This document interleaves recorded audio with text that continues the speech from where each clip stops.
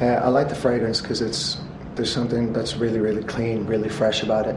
Something that's quite relaxing about the smell, but also kind of like it represents to me somebody who lives in a very, very energetic, very city-like world, who still has the ability to take moments for themselves where they can just enjoy the city they're in and enjoy who they are within that city.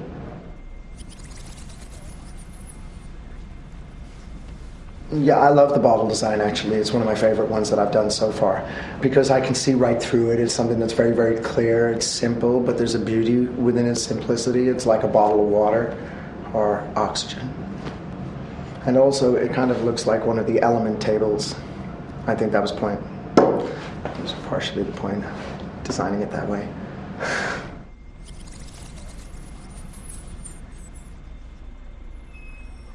Well, you know, because of the job I do a job that requires a lot of movement to different places, becoming different people, shaping situations or shaping whatever personal fantasies you have into some sort of celluloid reality.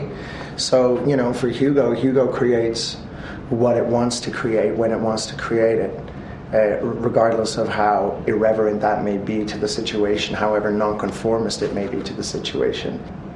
He molds the world as he sees it, so I do that myself. Yeah, I like Buenos Aires. It was a beautiful place to be. It was great people, incredibly talented, very creative crew, wonderful photographer, a wonderful Swedish director directing the commercial. And, you know, you make friends. And, you know, had some nice friends, went to a nice dinner, and shot a great commercial.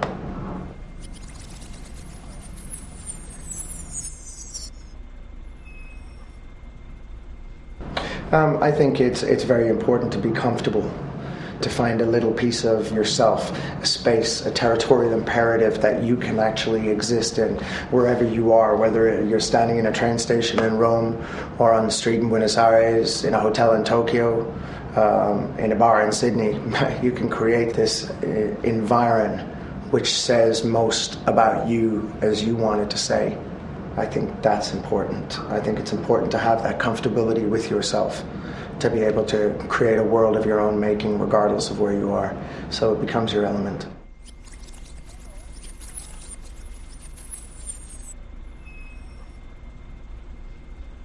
Yes. I think when people come to cities that have millions of inhabitants, they are confronted by many, many different ideas. And those ideas can be informative into their own ideas of what they had before they came to this city. So I think creativity can really, really blossom in a city because it's being fed by many other ideas, many other perspectives.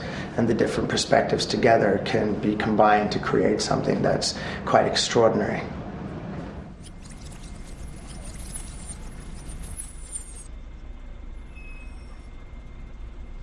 I think as individuals we have responsibility to create a good environment for ourselves and the people around us by being nice people and generous and respectful and being interested, listening instead of always being listened to.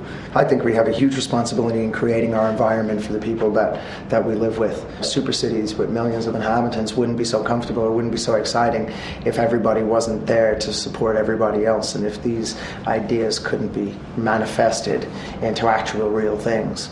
So yeah, I think it's not only can we, I think we should.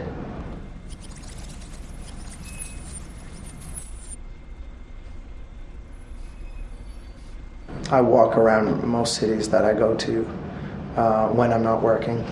I see a different thing with most cities than a lot of people would see if they were going on a vacation, because I'm usually in places working. So I find myself in suburbs and car parks and really obscure little corners of these incredible cities because that's where we go to film. So I'm always on location, and like in Paris, I was in Montfermeil recently till our cars got burned out and we had to leave. But you know, nobody who goes to Paris ever goes to Montfermeil because number one, you wouldn't be allowed in, but number two, they want to go to the Louvre or Notre Dame, or Place Concorde, or Champs-Élysées. And these are beautiful things to see, but you can see these when you open a book of Paris. But when you go to a place like Stance, or Montfermeil, or Rue Saint-Denis, you're seeing a different type of Paris. You're seeing the Paris that the Parisians live in. So, it's different. Your perspective will always change. So for me, I see really obscure visions of cities.